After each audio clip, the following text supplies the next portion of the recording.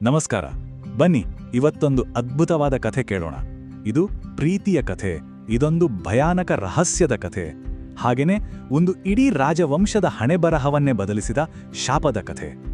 ಈ ಕಥೆಯನ್ನ ನಮಗೆ ಹೇಳ್ತಿರೋದು ಯಾರು ಗೊತ್ತಾ? ಬೇರೆ ಯಾರೂ ಅಲ್ಲ, ಸ್ವತಃ ಕಾಲ. ಹೌದು, ಕಾಲವೇ ಇಲ್ಲಿ ನಿರೂಪಕ.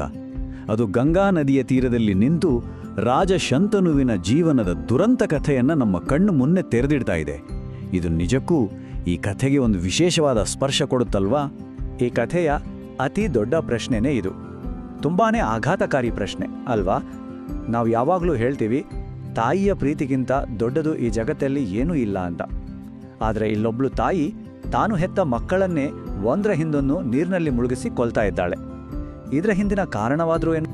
ಸರಿ, ಹಾಗಿದ್ರೆ ಬನ್ನಿ ಕಥೆಯ ಮೊದಲ ಭಾಗದೊಳಗೆ ಹೋಗೋಣ. ಇಲ್ಲಿ ರಾಜ ಶಂತನುವಿನ ಪರಿಸ್ಥಿತಿ ಎಷ್ಟೊಂದು ಅಸಹಾಯಕವಾಗಿತ್ತು, ಅವನ ನೋವು ಎಂಥದ್ದು ಅಂತ ಅರ್ಥ ಮಾಡ್ಕೊಳ್ಳೋಕ್ಕೆ ಪ್ರಯತ್ನಿಸೋಣ. ಪಾಪ ರಾಜ ಶಂತನು ರಾಣಿ ಗಂಗೆಗೆ ಒಂದು ಮಾತು ಕೊಟ್ಟುಬಿಟ್ಟಿದ್ದ, ನೀನು ಏನೇ ಮಾಡಿದ್ರೂ ನಾನು ಯಾವತ್ತೂ ನಿನ್ನನ್ನು ಪ್ರಶ್ನೆ ಮಾಡಲ್ಲ ಅಂತ. ಆ ಒಂದೇ ಒಂದು ಮಾತು ಅವನನ್ನು ಕಟ್ಟಿ ಹಾಕಿತ್ತು. ತನ್ನ ಕಣ್ಣು ಮುಂದೆನೇ ತನ್ನ ರಕ್ತ ಹಂಚಿ ಹುಟ್ಟಿದ ಮಕ್ಕಳು ಸಾಯ್ತಾ ಇದ್ರು, ಏನು ಮಾಡೋಕ್ಕಾಗದೆ ಒದ್ದಾಡ್ತಾ ಇದ್ದ. ಹೀಗೆ 7 ಮಕ್ಕಳು ಸತಾಯಿತು.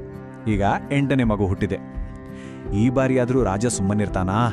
ಅವನ ಸಹನೆಯ ಕಟ್ಟೆ ಒಡೆಯುತ್ತೆ.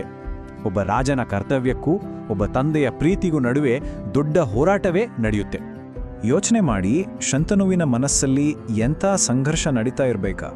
ಒಂದು ಕಡೆ ರಾಜನಾಗಿ ಕೊಟ್ಟ ಮಾತು ರಾಜಧರ್ಮ, ಇನ್ನೊಂದು ಕಡೆ ಅಯ್ಯೋ ಈ 8ನೇ ಮಗುವನ್ನಾದರೂ ಉಳಿಸ್ಕೊಳ್ಬೇಕಲ್ಲ ಅನ್ನೋ ಅಪ್ಪನ ಪ್ರೀತಿ. ಗಂಗೆ ಆ 8ನೇ ಮಗುವನ್ನೆತ್ಕೊಂಡು ನದಿ ಕಡೆಗೆ ನಡೀತಾ ಇದ್ದಾಗ ಶಂತನುವಿನ ಹೃದಯವೇ ಒಡೆದು ಹೋದ ಹಾಗಾಯಿತು. ಕೊನೆಗೂ ಆ ತಂದೆಯ ಪ್ರೀತಿಯೇ ಗೆಲ್ಲುತ್ತೆ, ರಾಜಧರ್ಮವನ್ನ ಮೀರಿ ನಿಲ್ಲುತ್ತೆ. ಶಂತನು ತನ್ನ ವಚನ ಮುರಿದು ಗಂಗೆಯನ್ನ ತಡಿತಾನೆ. ಸಾಕು, ನಿಲ್ಲಿಸು ಗಂಗಾ ಅಂತ ಕೂಗ್ತಾನೆ. ಆ ಒಂದು ಕ್ಷಣ ಇಡೀ ಕಥೆಯ ದಿಕ್ಕನ್ನೇ ಬದಲಾಯಿಸ್ಬಿಡುತ್ತೆ. ಶಂತನು ಮಾತು ಮುರಿದಿದ್ದೇ ತಡ ಗಂಗೆಯ ಹಿಂದಿದ್ದ ರಹಸ್ಯದ ಪರದೆ ಸರಿಯುತ್ತೆ. ಯಾಕೆ ಅವಳು ಇಷ್ಟು ವಿಚಿತ್ರವಾಗಿ ನಡ್ಕೊಳ್ತಾ ಇದ್ಲು ಅನ್ನೋ ಕಾರಣ ಒಂದೊಂದಾಗೆ ಹೊರಗೆ ಬರುತ್ತೆ. ಇದು ನಿಜಕ್ಕೂ ಅನಿರೀಕ್ಷಿತ ತಿರುವು. ಗಂಗೆಯ ಮಾತು ಕೇಳಿ ಶಂತನುವಿಗೆ ಶಾಕ್ ಆಗುತ್ತೆ.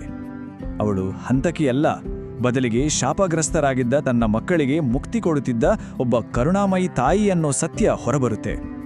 ಅಂದ್ರೆ ಗಂಗೆ ಕೊಂದ ಆ 7 ಮಕ್ಕಳು ಬೇರೆ ಯಾರೂ ಅಲ್ಲ, ದೇವಲೋಕದ ಅಷ್ಟವಸುಗಳು. ಅವರಿಗೆ ವಸಿಷ್ಠ ಮುನಿಗಳಿಂದ ಶಾಪ ತಗುಲಿ ಭೂಮಿ ಮೇಲೆ ಮನುಷ್ಯರಾಗಿ ಹುಟ್ಟಿದ್ರು. ಅವರಿಗೆ ತಾಯಿಯಾಗಿ ಹುಟ್ಟಿದ ತಕ್ಷಣವೇ ಆ ಶಾಪದಿಂದ ಮುಕ್ತಿ ಕೊಡಿಸುವ ಕೆಲಸವನ್ನ ಗಂಗೆ ಮಾಡ್ತಾ ಇದ್ಲು. ಅಷ್ಟೇ ಅಲ್ಲ, ಸ್ವತಃ ಶಂತನುವಾರು ಗಂಗೆ ಭೂಮಿ ಮೇಲೆ ಹೀಗೆ ಭೇಟಿಯಾಗಿದ್ದಕ್ಕೂ ಒಂದು ಶಾಪವೇ ಕಾರಣವಾಗಿತ್ತು. ಹಿಂದಿನ ಜನ್ಮದಲ್ಲಿ ಮಹಾಭಿಷಕನಾಗಿದ್ದ ಶಂತನು ಮತ್ತು ಗಂಗೆಯ ನಡುವೆ ಸ್ವರ್ಗದಲ್ಲಿ ನಡೆದ ಒಂದು ಘಟನೆಯಿಂದ ಬ್ರಹ್ಮದೇವ ಅವರಿಬ್ಬರಿಗೂ ಭೂಮಿಯ ಮೇಲೆ ಹುಟ್ಟಿ ಈ ವಿರಹವನ್ನ ಅನುಭವಿಸಿ ಅಂತ ಶಾಪ ಕೊಟ್ಟಿದ್ದ. ನೋಡಿ ವಿಧಿಯಾಟ ಹೇಗಿದೆ ಅಂತ. ಶಂತನುವಿಗೆ ಸತ್ಯ ಗೊತ್ತಾಯಿತು, ಸರಿ, ಆದರೆ ಅವನಿಗೆ ಹೆಂಡತಿಯೂ ಇಲ್ಲ, ಆ 8ನೇ ಮಗನೂ ಇಲ್ಲ ಅನ್ನೋ ಹಾಗಾಯಿತು. ಗಂಗೆ ಶಾಪಮುಕ್ತಳಾಗಿ ಸ್ವರ್ಗಕ್ಕೆ ಹೊರಡ್ತಾಳೆ. ಹೋಗುವಾಗ ತನ್ನ ಮಗ ದೇವವ್ರತನನ್ನ ತಾನೇ ಕರ್ಕೊಂಡೋಗಿ ಅವನಿಗೆ ಎಲ್ಲ ವಿದ್ಯೆಗಳನ್ನು ಕಲಿಸಿ ಸರಿಯಾದ ಸಮಯದಲ್ಲಿ ವಾಪಸ್ ಕರ್ಕೊಂಡು ಬರ್ತೀನಿ ಅಂತ ಮಾತು ಕೊಟ್ಟು ಹೋಗ್ತಾಳೆ. ವರ್ಷಗಳು ಉರುಳುತ್ತವೆ. ಶಂತನುವಿನ ಕಾಯುವಿಕೆ ಕೊನೆಗೊಳ್ಳುವ ಸಮಯ ಹತ್ತಿರ ಬಂದಿದೆ. ಹಸ್ತಿನಾಪುರದ ಸಿಂಹಾಸನಕ್ಕೆ ನಿಜವಾದ ಉತ್ತರಾಧಿಕಾರಿ ಆ ರಾಜಕುಮಾರ ಈಗ ವಾಪಸ್ ಬರ್ತಾ ಇದ್ದಾನೆ. ಒಂದಲ್ಲ, ಎರಡಲ್ಲ, ಬರೋಬ್ಬರಿ 16 ವರ್ಷಗಳು. ಆ 16 ವರ್ಷ ಶಂತನು ತನ್ನ ಮಗನನ್ನ ನೆನೆಸ್ಕೊಂಡು ದುಃಖದಲ್ಲೇ ದಿನ ಕಳೆದಿದ್ದ.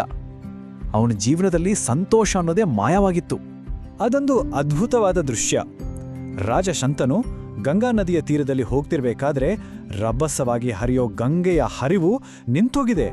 ಕಾರಣ, ಯಾರೋ ಒಬ್ಬ ತರುಣ ತನ್ನ ಬಾಣಗಳಿಂದಲೇ ನದಿಗೆ ಒಂದು ಅಣೆಕಟ್ಟು ಕಟ್ಟಿಬಿಟ್ಟಿದ್ದಾನೆ. ಆ ಕ್ಷಣ ಶಂತನುವಿಗೆ ಅರ್ಥವಾಯಿತು, ಬಂದಿರೋದು ಬೇರೆ ಯಾರೂ ಅಲ್ಲ, ತನ್ನ ಮಗ ದೇವವ್ರತ ಅಂತ. ದೇವವ್ರತ ಸಾಮಾನ್ಯ ರಾಜ್ಕುಮಾರನಾಗಿ ವಾಪಸ್ ಬಂದಿರಲಿಲ್ಲ. ತಾಯಿ ಗಂಗೆ ಅವನಿಗೆ ಜಗತ್ತಿನ ಶ್ರೇಷ್ಠ ಗುರುಗಳಿಂದ ಶಿಕ್ಷಣ ಕೊಡಿಸಿದ್ಲು. ವಸಿಷ್ಠರಿಂದ ವೇದ, ದೇವಗುರು ಬೃಹಸ್ಪತಿಯಿಂದ ರಾಜನೀತಿ, ಅವರು ಸಾಕ್ಷಾತ್ ಪರಶುರಾಮರಿಂದ ಶಸ್ತ್ರಾಸ್ತ್ರ ವಿದ್ಯೆ, ಹೀಗೆ ಪ್ರತಿಯೊಂದರಲ್ಲೂ ಅವನು ಪಾರಂಗತನಾಗಿದ್ದ. ಹಸ್ತಿನಾಪುರನ ಸಿಂಹಾಸನಕ್ಕೆ ಅವನಷ್ಟು ಅರ್ಹ ವ್ಯಕ್ತಿ ಮತ್ತೊಬ್ಬನಿರಲಿಲ್ಲ. ಸರಿ, ಈಗ ನಾವು ಈ ಕಥೆಯ ಅಂತಿಮ ಹಾಗೇನೆ ಅತಿ ಮುಖ್ಯವಾದ ಭಾಗಕ್ಕೆ ಬಂದಿದ್ದೇವೆ. ಇಲ್ಲಿ ಆ ಯುವರಾಜ ದೇವವ್ರತನು ತನ್ನ ತಂದೆಗೆ ಹೇಳುವ ಜೀವನ ಪಾಠಗಳು ನಮ್ಮೆಲ್ಲರಿಗೂ ಅನ್ವಯಿಸುತ್ತವೆ. ನೋಡಿ, ದೇವವ್ರತ ಎಷ್ಟು ಸುಂದರವಾಗಿ ಸಂತೋಷದ ದಾರಿಯನ್ನ ವಿವರಿಸ್ತಾನೆ. ಮೊದಲು ಜ್ಞಾನ ಬೇಕು. ನಿಜವಾದ ಜ್ಞಾನ ಬಂದ್ರೆ ವಿನಯ ತಾನಾಗೆ ಬರುತ್ತೆ. ವಿನಯ ಇದ್ರೆ ಯೋಗ್ಯತೆ ಸಿಗುತ್ತೆ.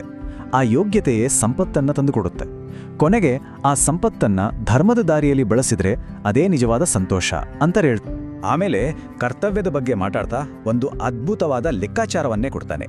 ಗುರುವಿಗಿಂತ ಋಷಿ ದೊಡ್ಡವರು, ಸರಿ, ಋಷಿಗಿಂತ ತಂದೆ 100 ಪಟ್ಟು ದೊಡ್ಡವರು. ಆದ್ರೆ ತಂದೆಗಿತ್ತಲೂ 1000 ಪಟ್ಟು ಹೆಚ್ಚು ಹಕ್ಕು ಮತ್ತು ಗೌರವ ಸಿಗ್ಬೇಕಾಗಿರೋದು ತಾಯಿಗೆ ಅಂತಾನೆ. ಯಾಕೆ ತಾಯಿಯ ಸ್ಥಾನ ಅಷ್ಟು ದೊಡ್ಡದು?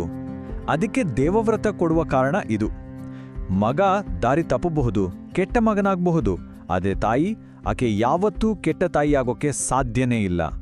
ಭೂಮಿ ತಾಯಿಯ ಥರ ಅವಳು ಯಾವತ್ತೂ ತನ್ನ ಮಕ್ಕಳನ್ನ ಕ್ಷಮಿಸ್ತಾಳೆ, ಪ್ರೀತಿಸ್ತಾಳೆ. ಎಷ್ಟು ಅರ್ಥಗರ್ಭಿತವಾದ ಮಾತಲ್ವಾ?